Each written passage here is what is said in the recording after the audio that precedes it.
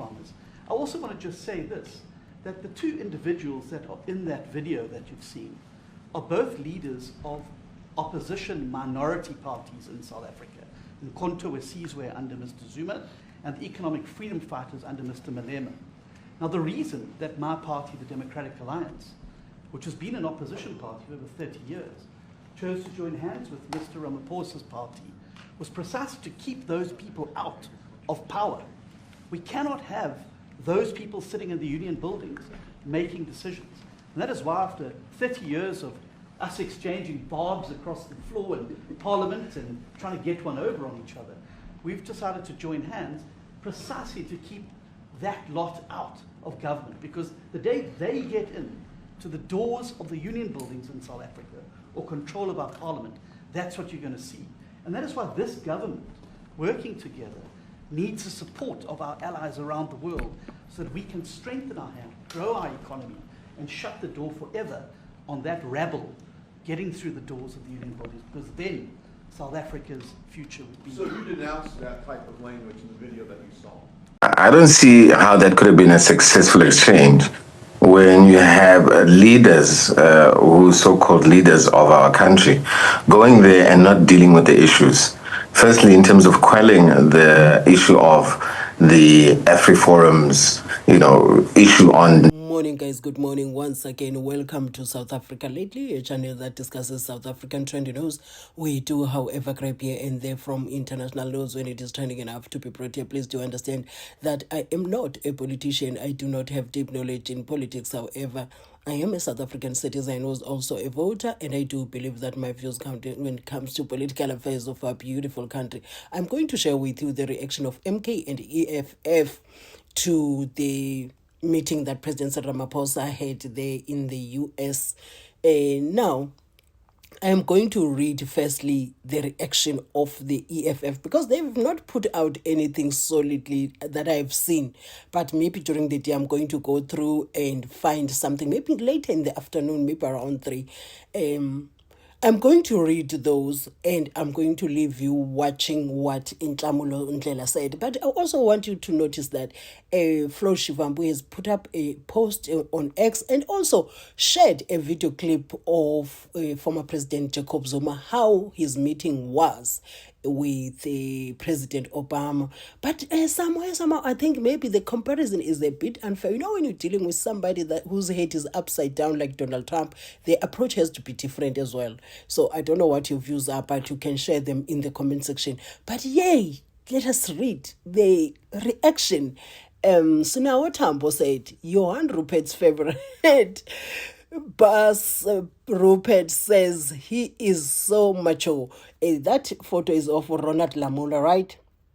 Because Johan Rupert said, look at this gentleman. He has changed. He was in the youth league with Julius Malema. So, they are going to have what's his name, Ronald Nhlamulo, for breakfast, lunch, and supper, especially today. You see, I think the proper reaction we are going to see throughout the day. And the economic freedom fighters put up a post. Robert praises Minister Ronald Nhlamulo as someone who has turned out well, not for his principles, but for becoming a servant of white monopoly capital. Nhlamulo, once a youth league activist fighting for black liberation, has sold out. His rise is not a success story. It's a betrayal of the very struggle he once claimed to champion. So what are your views, guys? What are your views? Kindly share them in the comment section. And Floyd Shivambu said, colonial clerks are explaining themselves to colonial masters who have decided to misunderstand them. Yo, Sana is going to be... Is it today? It's a pity that I won't have enough time to be reading all this. But guys, whatever I can find, when the time allows me, I'm going to share with you. Anyway, let us listen to what Nhlamulo Ndlela said yesterday. I don't see how that could have been a successful exchange when you have leaders, who so-called leaders of our country, going there and not dealing with the issues. Firstly, in terms of quelling the issue of the AFRIFORUM's, issue on genocide and the Expropriation Act. And that alone was not coming through. And from that perspective, they actually failed. And this, more than anything else, was a trip facilitated to have discussions regarding to Starlink, a transaction which has been really shoved down our throats at this point, if you have to look at it. The mere fact that it has to even have, the U.S. president signing it off and the likes of Johan Rupert. I mean, what's Johan Rupert doing there? Again, this is just a clear demonstration that this was nothing. This got nothing to do with diplomacy. This is a president that came to the U.S. cap in hand, and more than anything else, just a post-job subservience. Your initial reactions to the developments in the Oval Office? Well, let's start with why is Ramaphosa there and why these specific dates. I mean, he initiated the trip. Let's inform South Africans, and he chose these 3 dates. Firstly, as you're aware, yesterday on Monday was the Phala case, first day of the Phala case in court. He was absent. Today we had the budget vote. He was absent. So it's clear that Ramaphosa had no interest whatsoever in upholding his constitutional and presidential responsibilities to South Africans, but instead he decided to choose these specific dates, knowing very well that they would coincide with the Phala case as well as the budget. So according to you, was he required to be in court for the case? If President Zuma can attend a court case, and President Mandela could attend a court case in 1996 pertaining to the issue of the Springboks as brought by Louis Late, why can't Ramaphosa? You don't Ramaphosa think that not maybe above the law. You don't he should have also been in court. Do you think this that was maybe a crime scene on his farm? Pardon me, Nhlamulo, do you think that maybe when the time comes, because that question did come up, if one of our reporters, in fact, Pimani Baloyi, did ask the NPA there in Limpopo to say that are we going to see the president at some point coming into this particular matter? Of course, non-committal, but saying that when the time comes, everybody that is involved in this particular matter will come. So do you trust that maybe at that time when he needs to be in court, he will be? Ramaphosa should have been in court from the initial court case and the court date. Now, as to whether he will be in court is a different story. Hello? Yes, we can still hear you. Yes. Now, as to whether he'll be in court is a different story. I mean, we can never trust anything that Ramaphosa says, but I think there's something that's important that we need to raise here. Ramaphosa, the crime that he created on his farm was dollar-based.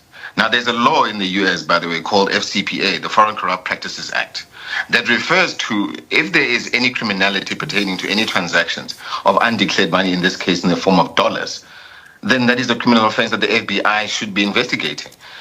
What you have there sitting next to Donald Trump is a fugitive from justice.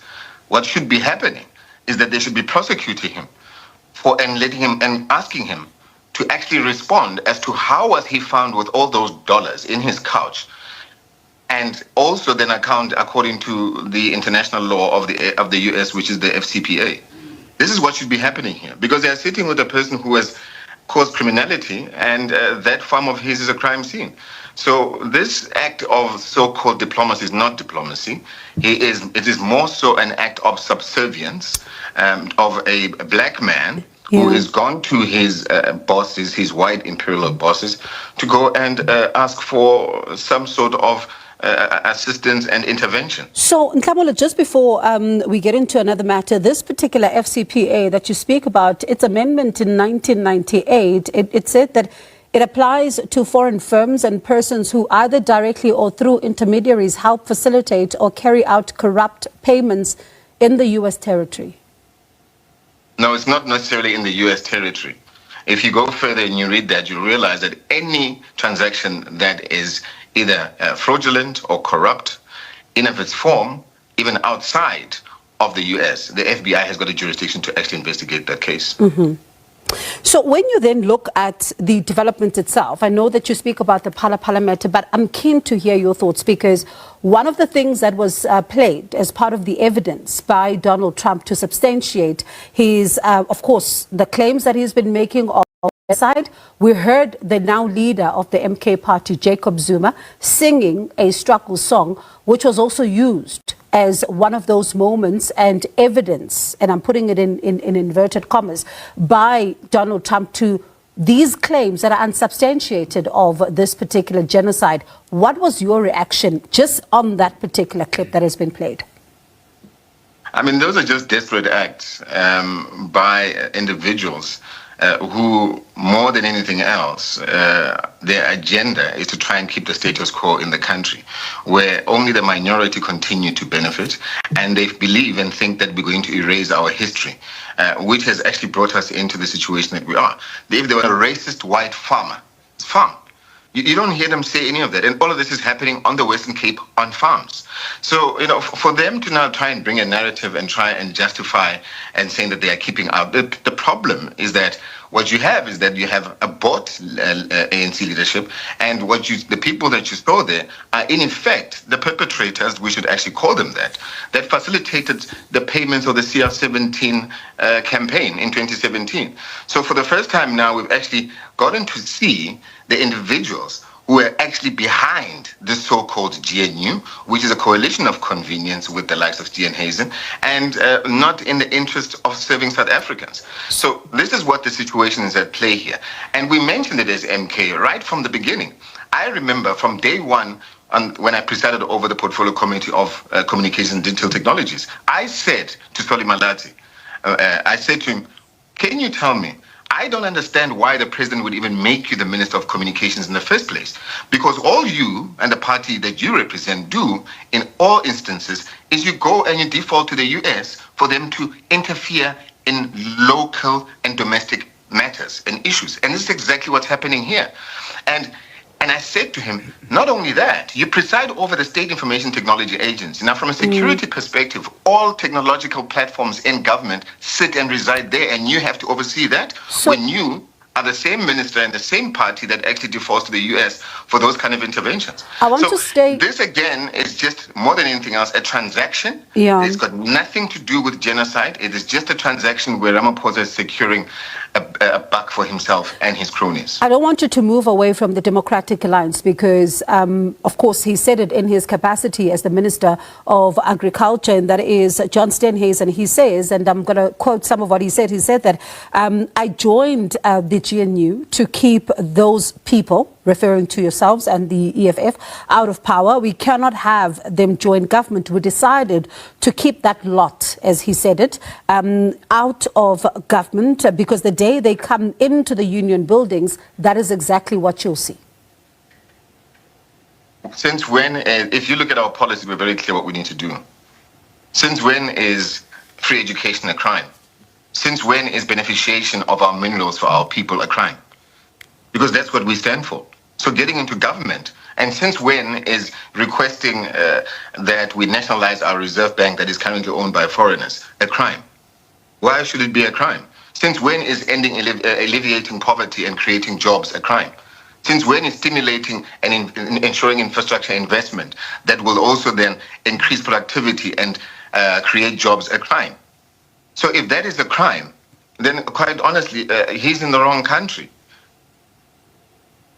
So what happens now, especially because there are still quite a number of South Africans who are wondering, is there going to be a deal? Is there not going to be a deal? But at the same time, an important trading partner the US is when it comes to, South Africa. You listen to, of course, Kosatu speak about the jobs, but you also then look at the fact that right now, foreign direct investment is crucial when it comes to South Africa's story. And the team that is there from South Africa, led by the president, is hoping to reset what this particular relationship with the US. What does that resetting look like? Let's say if the MK party would have been in government. Well, we can't speculate on whether would be how would actually react if we're in government. But if you were in government right now, how would this resetting look like? We wouldn't find ourselves in a situation where we're having to reset in the first place. That's the point. Because we are thinkers within MK and would have handled this issue through the proper diplomatic channels and within the framework of diplomacy, which would have actually ensured that we quell any perception that would have been created that in this case is negative and has impacted our country negatively so by a bunch of racist sideliners that has led us to sit in a situation where now the country is compromised and we find ourselves in relations with the US, which have been scuppered by virtue of those acts. So we would have ensured that we don't find ourselves in this situation in the first place. We would have acted accordingly and acted within the diplomatic channels. Before I let you go, the motion of no confidence against the president, as you've put in your statement, when does it come? Well, firstly, we must say that this budget was as absent as the president. And what we expect is that when he lands and actually submits his letter of resignation, because this cannot continue. South Africa needs to advance. South Africa is not a banana republic. We need a government that will advance the will of the people, and we need to ensure that we cannot, in this case, continue